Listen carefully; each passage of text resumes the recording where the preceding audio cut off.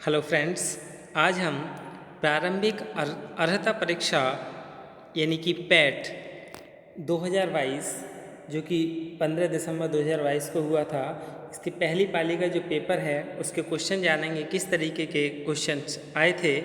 पहला क्वेश्चन है, निम्नलिखित में से किस युग में तांबे का पहली बार उपयोग किया गया था। तो ताम्र पाषाण युग में पहली बार तांबे का उपयोग किया गया था। निम्नलिखित में से किस स्थान पर प्रथम बौद्ध संगीति का आयोजन किया गया था। तो ये राजगीर में किया गया था। तीसरा क्वेश्चन है, निम्नलिखित में से कौन वह व्यक्ति है जिनका नाम देवा नाम पियदस्सी भी था। तो मौर्य सम्राट अशोक का देवा नाम पियदस्सी था।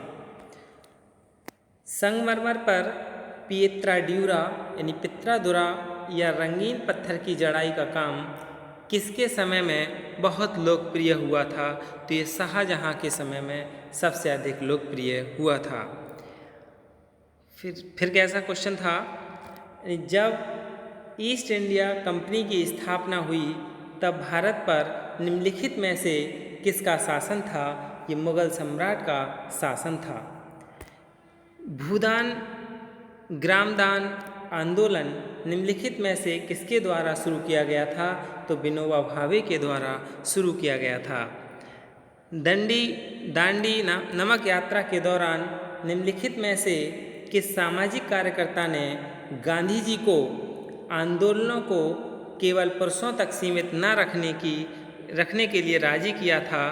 तो वो थी कमला देवी चट्टोपाध्याय। राष्ट्रवाद की पहली स्पष्ट अभिव्यक्ति निम्नलिखित में से किस क्रांति के साथ हुई। तो ये हुई थी फ्रांसीसी क्रांति के साथ। सरकार के निम्नलिखित में से किस अधिनियम के कारण बम्बई से सिंध प्रांत का निर्माण हुआ। तो भारत सरकार अधिनियम 1935 के कारण हुआ था।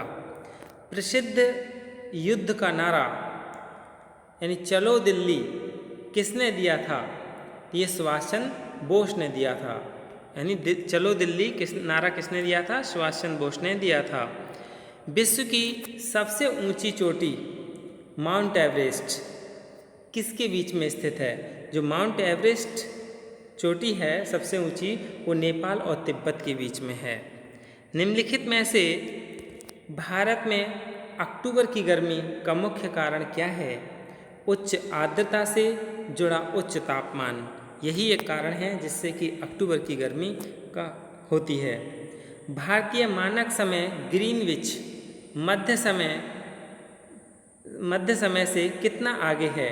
तो ये 5.5 घंटा आगे है। 5 सही 1/2 घंटे। निम्नलिखित में से कौन जनसंख्या वितरण को प्रभावित करने वाला आर्थिक कारक नहीं है। तो ये पानी की उपलब्धता है। निम्नलिखित में से किस नदी को बिहार का शोक कहा जाता है। तो बिहार का शोक कोसी नदी को कहा जाता है। बिहार का शोक किसे कहा जाता है। कोसी नदी को कहा जाता है। भारत की पंचवर्षीय योजनाओं को अंतिम स्वीकृति निम्नलिखित में से किसके द्वारा दी गई थी। तो राष्ट्रीय विकास परिषद के द्वारा दी गई थी। किसी भी विकासशील अर्थव्यवस्था के प्रारंभिक चरणों में अधिकांश गतिविधियाँ किस क्षेत्र से संबंधित होती हैं। तो ये प्राथमिक क्षेत्र से संबंधित होती हैं। निम्नलिखित में से कौन सा हरित क्रांति की रणनीति का हिस्सा है। तो ये सभी, यानी जो भी हरित क्रांति की रणनीति का हिस्सा हैं वो इसमें सभी थे। निम्नलिखित में से कौन एक वाणिज्यिक बैंक नहीं है।